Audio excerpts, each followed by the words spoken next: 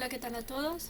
Vamos a dar continuidad con esta explicación de la teoría de la dinámica económica en nuestra onceava clase. Vamos a analizar la determinación de la inversión en capital fijo y para ello nosotros vamos a retomar la ecuación fundamental que nosotros ya teníamos en la clase pasada, en donde nosotros ya expresamos que este término lo que nos dice es que es un promedio. Estamos hablando de más que promedio, un término intermedio entre un periodo dado y el periodo previo. Entonces, para ello vamos a describir algunos de los componentes esenciales y decimos que las fluctuaciones de capital son muy pequeñas, por lo que al influir estas en las ganancias, estas últimas también tenderán obviamente a ser pequeñas. En cuanto a las fluctuaciones de la inversión, se dice que las fluctuaciones en la inversión se deben más a cambios en el ahorro y en las ganancias, que vienen expresados por estos componentes que nosotros tenemos aquí y tenemos acá. El valor de C dice como la inversión neta en capital fijo es igual a las variaciones en los beneficios que se tienen dado un periodo de tiempo, y la depreciación y que la depreciación manifiesta apenas ligeras fluctuaciones cíclicas, esto va a indicar que C va a ser de una pequeña magnitud comparado con la unidad, es decir, que no va a llegar al valor de 1. En cuanto a la constante D,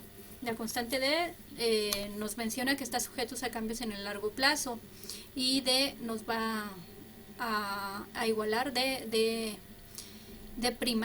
nos va a representar todo esto, ya lo mencionamos en la clase pasada.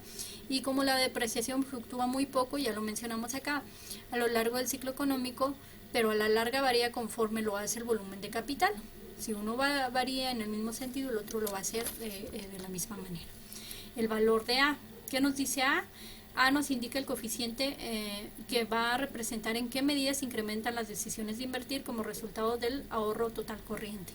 Ya decíamos, A va acompañando a ST, que son los ahorros, y ya decíamos en la clase pasada que esto pues nos va a representar de qué manera se van a incrementar las decisiones de invertir cuando se incrementan los ahorros.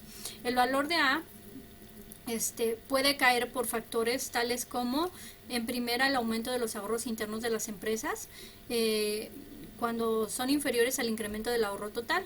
Este solo factor, pues ya por su simple naturaleza, haría que A fuera menor que la unidad. Otro de los aspectos que pueden hacer caer el ahorro y con ello las decisiones de invertir son el hecho de que la reinversión de los ahorros sobre la base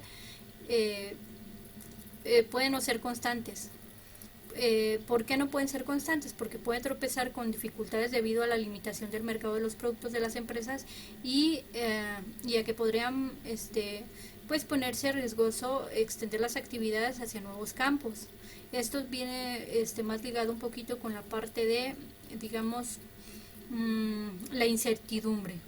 Otro de los aspectos que puede hacer caer esas decisiones de inversión conforme se tiene un nivel dado de ahorro o un incremento en el ahorro, puede ser que un aumento de los ahorros internos permite a las empresas absorber fondos ajenos con mayor rapidez si se considera conveniente invertir o efectuar nuevas inversiones, lo cual tiende a elevar las decisiones de invertir en mayor grado de lo que lo hacen, pues obviamente los ahorros internos, ¿no? Pero esto ya vendría siendo por un aspecto, digamos, externo que puede afectar la relación entre ahorros e inversión y decisiones de inversión, pero tiene que ver más con la captación. Entonces eran tres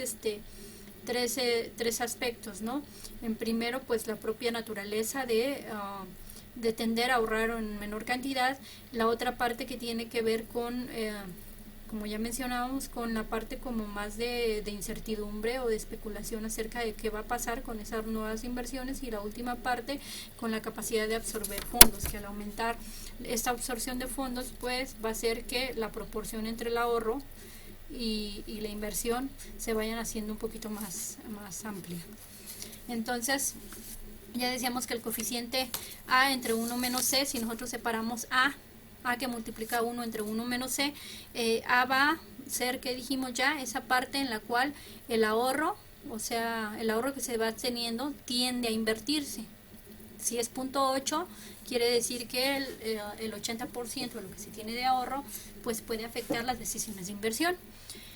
Y mientras que 1 entre 1 menos C, que es lo que nos va a representar, nos va a representar la influencia negativa de un incremento en el acervo de capital sobre las decisiones de inversión. O sea, a medida que se incrementa el acervo de capital o la cantidad de capital que yo tengo, las decisiones tenderán a ser menores. Entonces, digamos, estos dos de alguna manera van a ir afectando lo que son las inversiones en capital fijo. Ahora tenemos otra parte. La cantidad de ahorro en la ecuación se asocia con el nivel de actividad económica. Ya sabemos que si aumenta, esta tiende a aumentar. Y la tasa de aumento también de lo que vienen siendo los beneficios, ¿no? Aquí ya sabemos que son incrementos en beneficios entre incrementos de T, que no representa otra cosa que las variaciones de los beneficios dado un periodo de tiempo. Entonces, por lo cual el principio de aceleración, basado solo en la tasa de variación, que ya habíamos mencionado en la clase previa, es inadecuado para explicar solamente la inversión en capital fijo. Entonces, pues esto es en cuanto a ahorro y vamos a ver también un componente más que es la tasa de variación de existencias. Nosotros ya hemos visto en clases previas y no solamente en estas clases, en las clases de microeconomía y de macroeconomía, que la inversión se divide en dos partes, ¿no? Inversión en capital fijo y la variación de existencias. Y pues la variación en existencias está más o menos relacionada con la tasa de variación del volumen de ventas o también con la producción. ¿Sí? Si hay más volumen de ventas, las variaciones en existencias obviamente tienden a caer.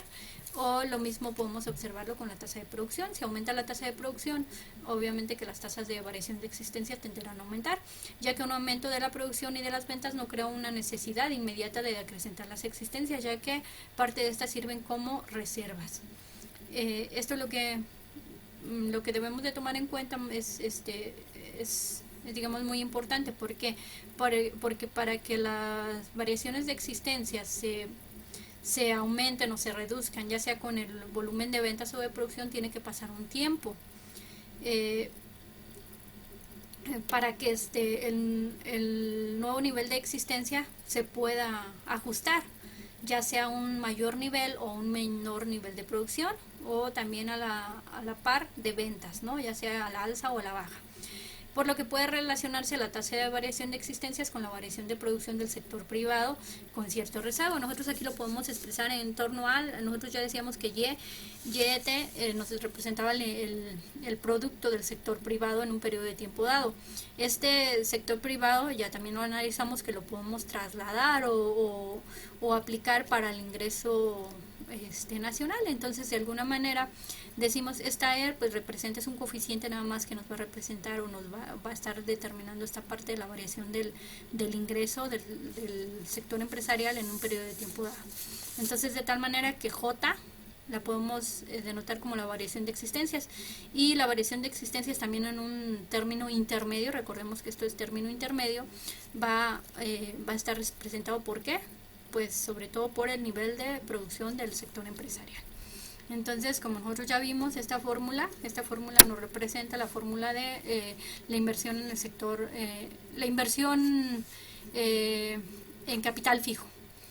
Y ahora, ¿cómo vamos a tener la inversión total? Ya mencionamos en la diapositiva anterior que la inversión total es igual a inversión en capital fijo más inversión en existencias. Entonces, la inversión fija, digamos, en capital fijo es esta que nosotros mencionamos atrás, y la variación de las existencias sería esta, que está representada por, ¿qué decíamos? Por la variación del ingreso de la producción del sector empresarial.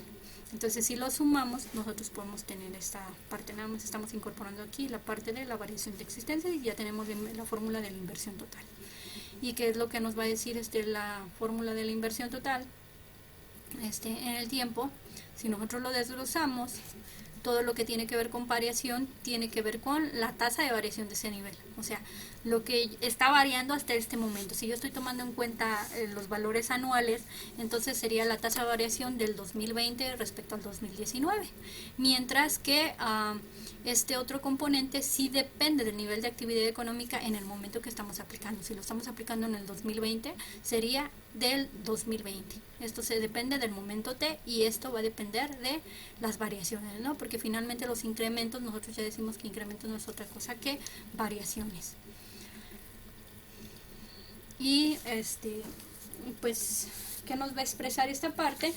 Dice, lo que nos va a expresar es la relación después de cierto rezago entre la inversión en capital fijo y el ahorro, y la tasa de variación de las ganancias y la tasa de variación del acervo de capital fijo. Pero además nos va a mostrar la relación entre la inversión en existencia y la tasa de variación de las ganancias. Y como conclusión decimos que bueno, ya para cerrar esta parte, esta fórmula, que la inversión total depende en consecuencia tanto del nivel de actividad económica como de la tasa de variación de ese nivel en alguna época anterior, dependiendo de cómo estemos tomando en cuenta los periodos, pero finalmente, como lo vamos a ver a continuación, tiene que ver también con el periodo previo. Entonces, hasta aquí hemos analizado los componentes esenciales de la ecuación fundamental. Vamos a ver cómo aplicarlo en la siguiente clase al modelo del mecanismo del ciclo económico. ¿Y cómo lo vamos a hacer? Pues ahorita lo vamos a revisar en la siguiente clase. Así que, muchas gracias.